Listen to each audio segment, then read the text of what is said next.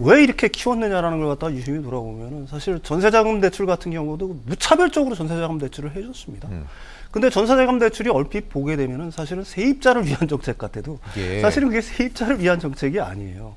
궁극적으로는 집주인을 위한 정책 아니겠습니까? 집주인들은 전세자금 대출이 뭐 마음대로 되니까 자신들은 마음껏 전세금을 갖다 올릴 수가 있는 거고, 그렇게 되니까 전세금이 올라가니까 그거에 따라서 또 집값이 올라가는 이런 악순환을 불러왔던 건데, 그게 지금 고금리 상황이 되면서 반대 상황으로 역전이 돼버린 거죠. 네.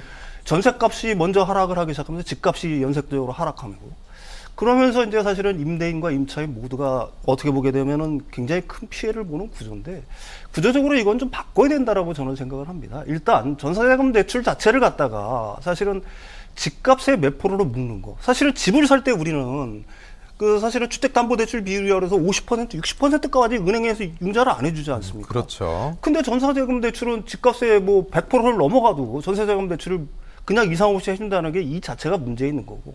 또 그 보증 자체를 과거에는 이제 5월 달부터는 바뀌지만 전세자금 대출 집값의 거의 100%까지 전세자금 보증을 갖다가 받아주고. 네네. 이게 결국은 기존에 이제 주택 가격이 올라가고 전세 가격이 올랐던 한 원인이 되고 있는 건데, 이게 다시 이제 방향이 역방향으로 바뀌게 되면서 우리 경제에 커다란 경제적 위협으로 다가오고 있다는 얘기죠.